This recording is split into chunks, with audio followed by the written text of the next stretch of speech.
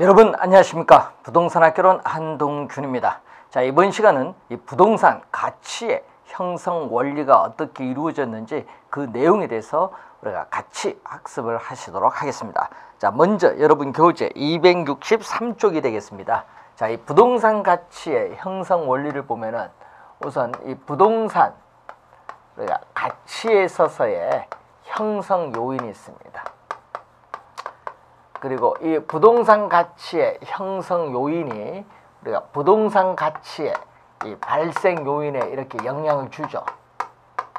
자, 이 부동산 가치의 발생 요인에 이렇게 영향을 주고, 이 부동산 가치의 발생 요인은 우리가 부동산 이렇게 가치에 영향을 또 주고 있다는 사실입니다.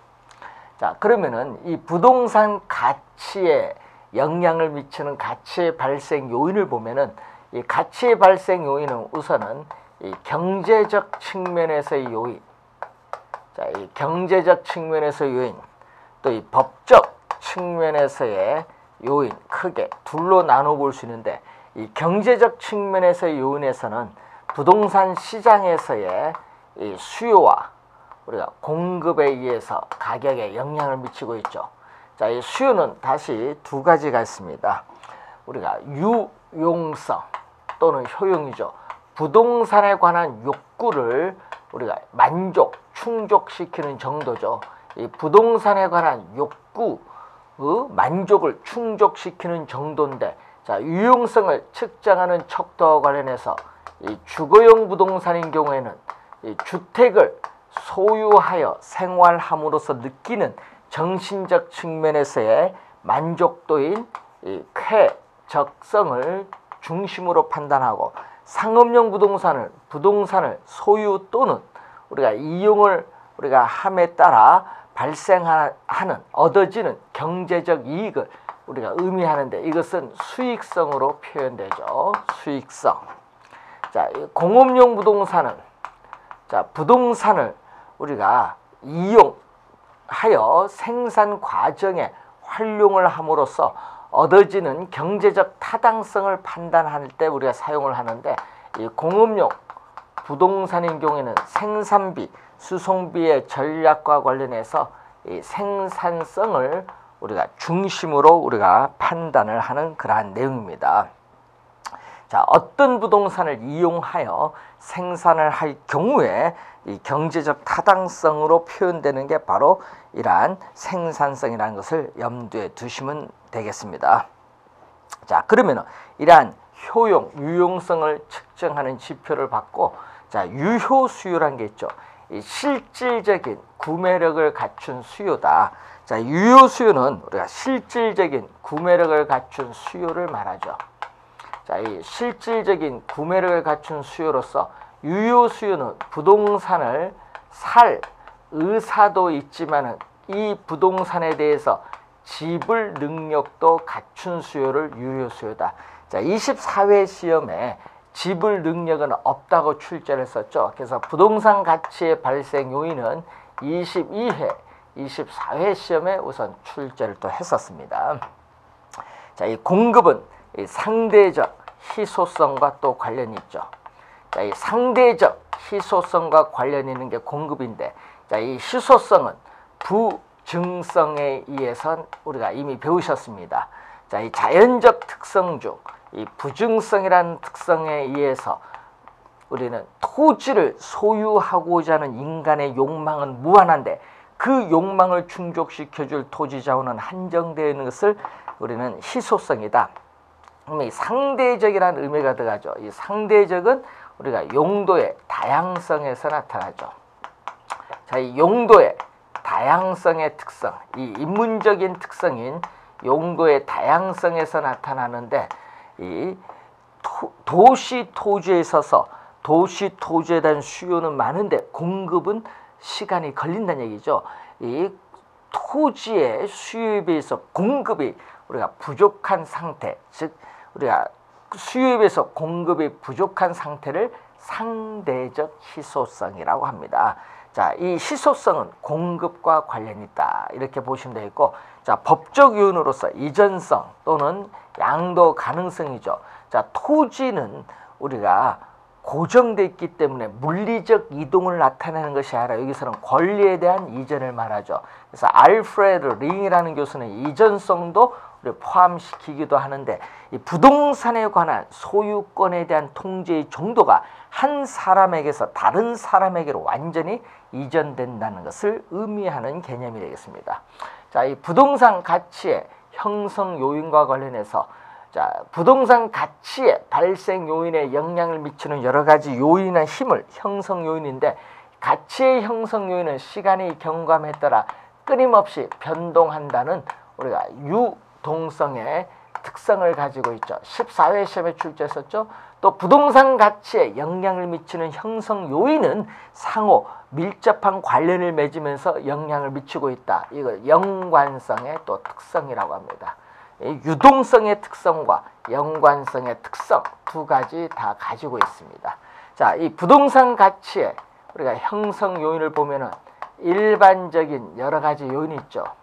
일반 경제 사회에 있어서의 우리가 여러 가지 요인이 부동산 상태 및 우리가 가치 수준에 영향을 미치는데, 뭐 인구라든지 가족의 구성이라든지 우리가 건축 양식 등의 상태, 이런 것은 사회적인 여러 가지 요인입니다.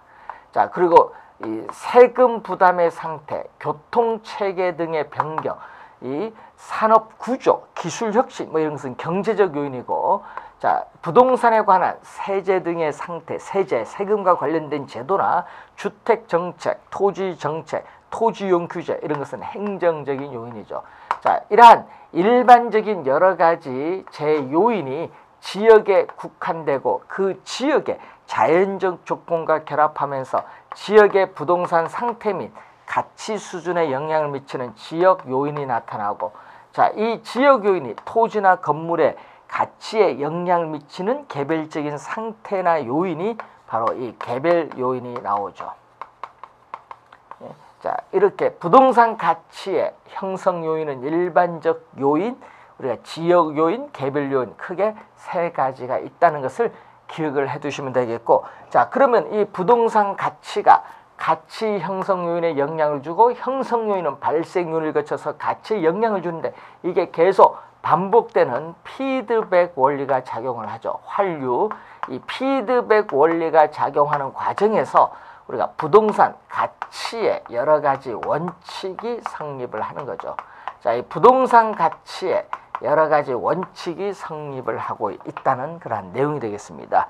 자, 그래서 여러분 교재에 있어서 부동산 가치의 여러 가지 원칙이 269페이지에 나오고 있는데, 자, 부동산 가치가 어떻게 형성, 유지되는가에 관한 법칙성을 추출해서 부동산 평가 활동의 중요한 지침으로 우리가 삼으려는 그러한 기준이 바로 부동산 가치의 여러 가지 원칙이 되겠다. 자, 이 가치 원칙은 직간접적으로 밀접한 관련을 맺으면서 하나의 체계, 시스템, 체계를 구성하고 있다는 내용인데, 자, 그럼 이 부동산 가치 이제 여러분 13가지 원칙을 배울 텐데, 여기서 올해 출제가 예상되는 부분이 바로 여기다. 올해 출제가 예상되는 부분이죠. 그래서 잘 또 우리서 확인을 또 해두셔야 될 부분이 부동산 가치의 여러 가지 원칙이라는 것을 염두에 두셔야 되겠습니다. 자, 부동산 가치 판단에 있어서 우리가 중요한, 자, 부동산 가치 판단에 있어서 중요한 전제가 되는 원칙이 바로 최유효 이용의 원칙이죠. 자, 부동산 가격은 최유효 이용의 상태를 전제로 파악되는 가격을 표준으로 하여 형성된다는 원칙으로서 우리가 최유효 이용의 원칙의 성립 근거는 용도의 다양성, 부증성의 근거에서 우선 나타나고 있다. 이렇게 보시면 되겠죠. 자, 최유효 이용의 원칙이 우리가 가치 판단의 중요한 전제가 되는 원칙입니다. 자, 이 최유효 이용의 원칙에서 우선은 어떻게 되죠? 두 가지가 나타나겠죠. 이 시간의 원칙과 시간의 원칙 또는 최유효 이용의 원칙의 토대, 바탕이 되는 원칙이죠. 이 예측 변동의 원칙이 나와요. 자, 여러분 교재에 있어서 우리가 271페이지 보시면은 변동의 원칙이죠. 자, 부동산 가치에 영향을 미치는 형성 요인은 항상 변동하고 있고 그 변동의 상호 인과 우리가 과정 속에서 형성된다는 원칙인데, 자, 그럼 이 변동의 원칙이 중요하죠. 자, 변동의 원칙은 시험에 자주 출제됩니다. 부동산 가치에 영향을 미치는 형성 요인은 항상 변동하기 때문에 부동산 가치는 특정의 기준 시점에서만 타당성이 인정돼요. 그래서 이 기준 시점, 우리가 확정의 필요성이 나타난다. 자, 이 기준 시점, 시험에 우선 또 자주 출제가 되는 용어죠. 자, 기준 시점은 우리가 대상 물건의 감정평가액을 결정하는 우리가 날짜입니다.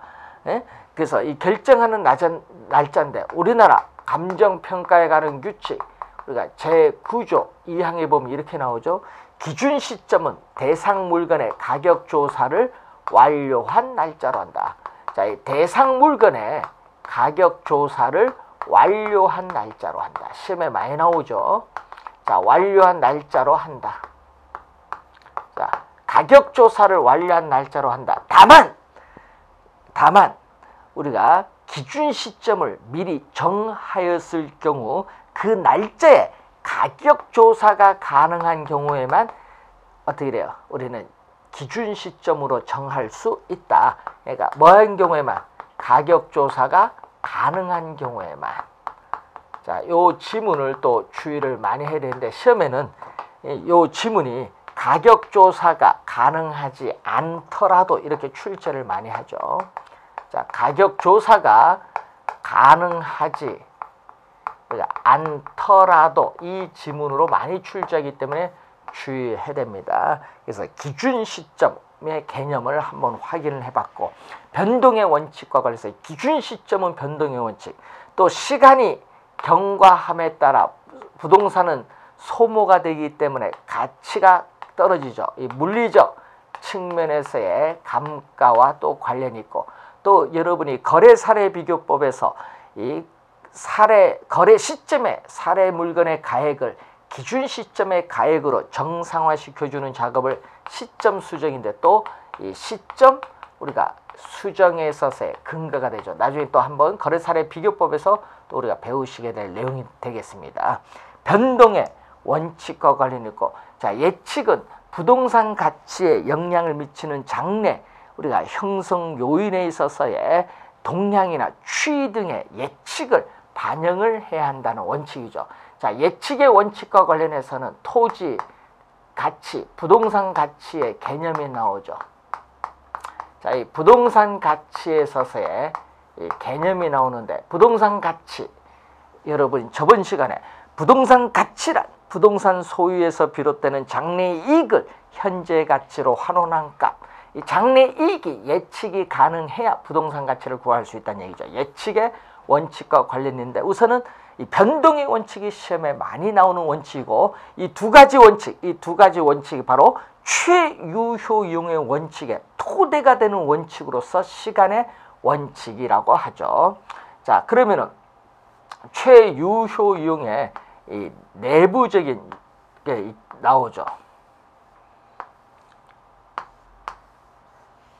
자, 이 최유효 이용에 있어서 우리가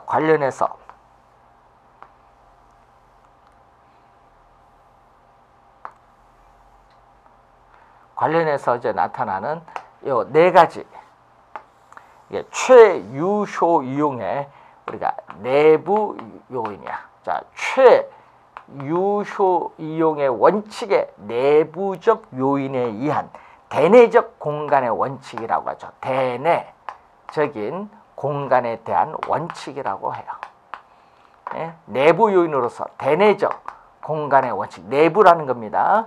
자, 이 내부적 원칙에 있어서 여러분 교재에 있어서 272페이지에 균형의 원칙이 이제 나오죠. 균형의 원칙. 자, 여러분 균형의 원칙이라는 것은 이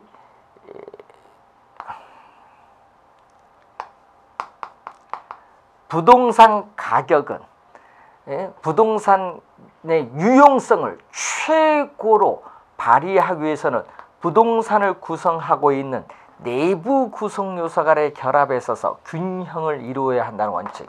시험에 많이 출제가 되는 용어로서 상당히 중요합니다. 그래서 부동산을 유용성, 효용을 최고로 발휘하기 위해서는 부동산을 구성하고 있는 이 내부 구성 요소 간에 있어서 이 결합에 있어서 균형을 이루어야 한다는 원칙입니다. 내부 구성 요소 간의 결합에 있어서 균형을 이루어야 한다는 원칙을 말하고요. 자, 그리고 이러한 균형의 원칙과 관련해서 상가 건축물 면적에 비해서 주차장 면적이 협소하면은 상가 건축물 가치가 하락할 수 있죠. 이런 건 기능적 감가라고 해요. 내부 구성 요소 간의 결합에 있어서 위배가 되면은 이 기능적 측면에서의 감가가 발생한다. 기능적 감가가 나오면은 바로 우리는 균형의 원칙이죠.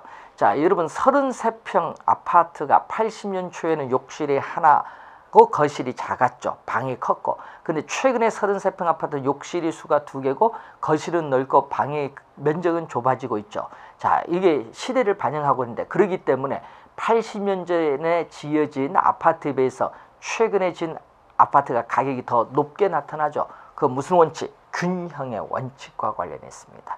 기능적 감가죠. 그런 게. 기능적 감가. 자, 기능적 감가가 나오면은 균형의 원칙. 물리적 감가가 나오면은 변동의 원칙입니다. 자, 균형의 원칙과 관련해서 한번 확인을 해봤고, 이 수익, 체증, 체감의 원칙이죠.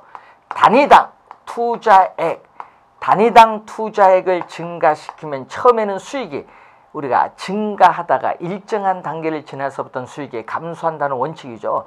자, 여러분 건물을 지을 때 몇 층까지 지어야 수익이 극대화되느냐, 이 건물의 적정한 층수를 결정하는 이 한계 수익점에 있어서의 판단, 또는 입체 이용률, 입체 이용 저해율, 건물의 한계 효용계층과 관련해서 나타나는 개념이 바로 이 수익 체증 체감의 원칙인데, 자, 여러분이 건물에 10층까지 지어야 우리는 뭐가 돼요? 이익이 극대화된대. 그럼 12층 지으면 오히려 이익이 감소한다는 얘기죠. 그래서 건물의 적정한 층수가 몇 층이냐, 한계 수익점의 판단과 관련해서 우리는 수익 체증 체감의 원칙이죠. 그래서 또 건물을 몇 층까지 지어야 되느냐, 10층까지 지어야 수익이 극대화되는데 8층에서 2층 증축할 수도 있거든요. 그래서 이 추가 투자에 있어서의 이 적정성 여부를 또 판단하는 것도 바로 뭐죠? 추가 투자의 적정성 여부 판단하는 것도 수익 체증 체감의 원칙과 우선 관련되어 있다. 자, 수익 배분의 원칙 273페이지 밑에 보니까 수익 배분의 원칙. 자, 이 수익 배분의 원칙을 우리는 잉여 생산성의 원리라고도 합니다. 자, 수익 배분의 원칙을 잉여 생산성의 원리라고도 한다. 자, 이런 의미겠죠. 자, 생산 요소.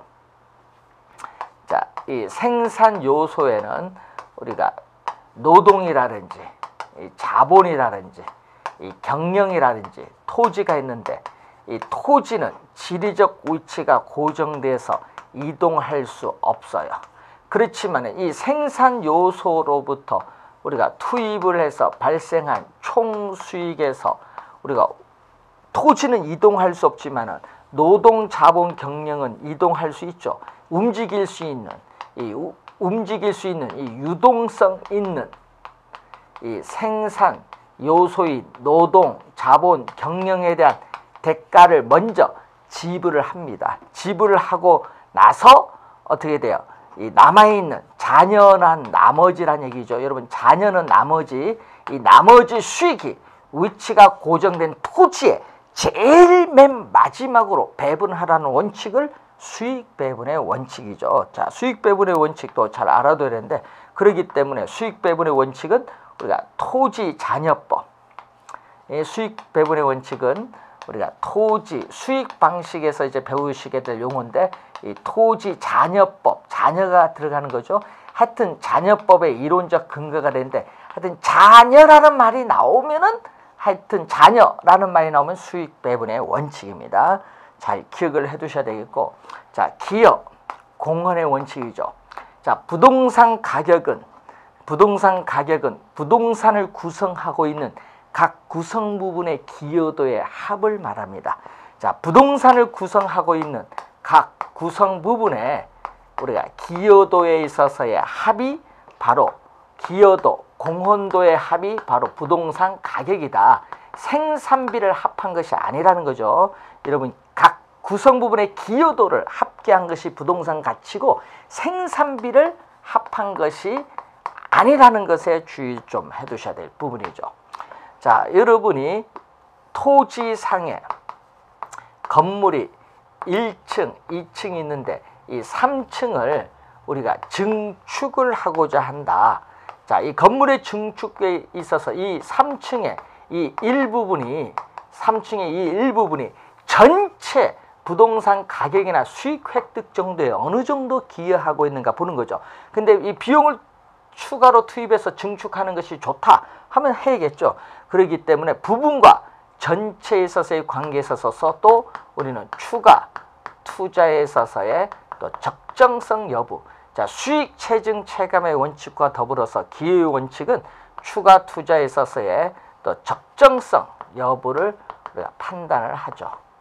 자, 여러분이 건물에 있어서의 증축이나 주어진 필지를 인접필지와 합병하는 합필, 우리가 등에 있어서 추가 투자의 적정성 여부를 판단하는 거 기여의 원칙과 관련이 있다. 이 네 가지 원칙은 최유효 이용의 원칙의 내부 요인이 되겠고, 자, 그럼 최유효 이용에 우리가 이제 나오는 외부적 요인이 이렇게 나오겠죠. 자, 이 세 가지는 최유효 이용의 여기는 외부 요인이다. 외부. 자, 외부 요인으로서 여기는 대외적 공간의 원칙. 자, 또 여기는 대외적인 공간에 대한 원칙을 말합니다. 자, 대외적인 공간의 원칙인데, 자, 270 우리가 5페이지에 적합의 원칙이 나오죠. 이 적합은 균형과 더불어서 또 시험에 자주 또 출제가 되는 또 중요한 용어입니다. 이 균형이 가장 중요한 거고요. 자, 그래서 이 적합은 또 부동산의 유용성을 최고로 발휘하기 위해서는 그 부동산을 둘러싸고 있는 외부 환경에 뭐 해야 된다? 적합을 해야 된다. 자, 외부 환경에 적합을 해야 된다. 그러니까 부동산을 둘러싼 외부 환경에 적합을 해야 되는 우리가 능동적인 개념이죠. 자, 이렇게 여러분이 이 부동산을 둘러싸는 이 외부 환경에 이렇게 적합을 해야 돼요. 그러면 주택은 주거지역에, 상가 점포는 상업지역에, 공장은 공업지역에 있어야 우리가 적합의 원칙이 달성되는 거죠. 그런데 이 공업지역이라는 외부 환경에 주택이 있으면은 공업지역이라는 외부 환경, 표준적 사용에 어울리지 않는 이용이기 때문에 이때 주택 가치는 하락하죠. 이런 감가를 우리 뭐라고 하냐? 경제적 감가다. 자, 이 경제적 측면에서 부동산 가치가 하락한다는 얘기죠. 경제적 감가와 관련해서 적합의 원칙은 경제적 감가와 관련이 있다. 자, 적합의 원칙에 대한 내용입니다. 자, 다음은 여러분 교재 276페이지 보시면은 경쟁의 원칙이 나오죠. 자, 부동산 가격은 대체성 있는 재화 및 부동산 간의 경쟁을 통해서 우리가 초과 이윤이 소멸되는 지점. 자, 이 초과 이윤이 소멸되는 지점을 기준으로 하여 형성된다는 원칙입니다. 자, 이 초과 이윤이 소멸되는 지점. 자, 초과 이윤이 있으니까 경쟁이 발생을 하고요. 초과 이윤이 소멸되면 경쟁도 없어지죠. 하여튼 지문에 초과 이윤이 떴다 하면은 경쟁의 원칙이라는 걸 기억을 해 두셔야 되겠습니다. 자, 외부성의 원칙, 외부 효과죠. 부동산을 둘러싸고 있는 외부 환경 요인으로부터 영향을 받아서 부동산 가격이 오르면 정의 외부 효과, 외부 환경 요인으로부터 영향을 받아서 부동산 가치가 하락하면 마이너스 외부 효과죠. 자, 외부 환경 요인으로부터 영향을 받는다는 원칙이죠. 외부 효과 알면 쉽게 이해가 되겠고, 자, 다음은 우리가 대체의 원칙이 나오죠. 277페이지에. 자, 이렇게 가죠. 대체의 원칙은 경쟁의 원칙으로 빠져나가네요. 자, 부동산 가격은 또 대체성 있는 재화 및 부동산 간의 상호작용을 통해서 형성된다는 원칙입니다. 자, 그래서 여러분이 나중에 배우시게 될 원가 방식, 비교 방식, 수익 방식, 이 평가의 3방식이라고 하는데, 이 평가의 3방식에 있어서의 어떻게 돼? 가장 기초가 되는 성립 근거가 되는 원칙이 대체의 원칙입니다. 그리고 또 시험에 많이 나온 게 있죠. 부동산의 효용이 동일하다면은 가격이 싼 것을 선택하고, 부동산 가격이 동일하다면은 효용, 유용성이 높은 것을 선택해야 한다는 원칙, 대체의 원칙과 관련있습니다. 자, 대체의 원칙, 여러분 부동산에 있어서 와 일반 상품간 또는 부동산과 부동산 간에 있어서 용도면 또 가격면, 효용면에서 대체가 가능해야 한다는 것입니다. 자, 대체의 원칙이 나오고 278페이지에 수요 공급의 원칙이 나오죠. 자, 또 경쟁에서 이렇게 빠져나가죠. 부동산에 관한 수요 공급에서 가격이 결정되고 그 가격이 다시 수요 공급에 영향을 미친다는 원칙인데, 이 가격의 이중성, 부동산 가격 또는 가치의 이중성과 관련 있다 얘기죠.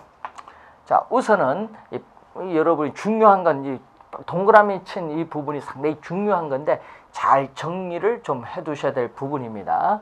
자, 또 우리가 기회비용의 원칙은 대체의 원칙을 근거로 해서 나타나죠. 자, 기회비용 개념을 알면 쉽게 되죠. 자, 우리가 부동산을 선택해서 투자했을 경우에 부동산 가격은 부동산 포기, 부동산을 선택했을 때 포기한 것의 가치를 반영해야 한다는 원칙이 기회비용의 원칙. 22회 시험에 한번 출제를 했었죠. 자, 이 원칙 중에서 여러분이 우리가 중요한 거는 빨간 동그랗게 이렇게 쳐놨습니다. 잘 확인을 또 우선 해두셔야 될 부분이죠. 자, 그리고 이 최유효 이용의 원칙과 여러분 이 내부적 요인, 이 외부적 요인, 그리고 이 토대가 되는 원칙, 기회비용 원칙은 우리가 바로 최유효 이용의 원칙과 직접 관련이 있는 원칙이고, 이 대체와 경쟁은 대체와 수요 공급 경쟁을 통해서 빠져나가는데 최유효가 직접 연결 안 됐죠. 경쟁을 통해서 간접적으로 관련이 있어요. 그래서 최유효 이용의 원칙과 간접적으로 관련이 있는 원칙은 대체의 원칙과 수요 공급의 원칙이라는 것. 또 여러분이 부동산에만, 일반 상품에는 적용되지 아니하고 부동산에만 적용되는 고유 원칙으로서는 최유효 이용의 원칙과 적합의 원칙이죠. 일반 상품은 외부 환경에 적합할 필요가 없잖아요. 예? 부동산에 적합을 해야지. 그래서 적합의 원칙과 최유효 이용의 원칙은 일반 상품에는 적용되지 않고 부동산에만 존재하는 고유의 원칙이라는 것을 기억을 해두시고, 이 원칙에서 원래 사례가 출제할 수도 있고 5개의 원칙을 놓고 틀린 거 찾아내는 걸 출제할 수도 있는데, 원래 출제가 예상되는 상당히 중요한 부분이 바로 부동산 가치의 여러 가지 원칙입니다. 자, 이렇게 해서 부동산 가치의 형성 원리에 대한 일반적 내용을 살펴봤습니다. 자, 다음 시간에는 여러분 교재 280페이지에 나오는 지역 분석과 개별 분석에 대한 사항을 자세하게 공부를 하도록 하겠습니다. 수고 많으셨습니다.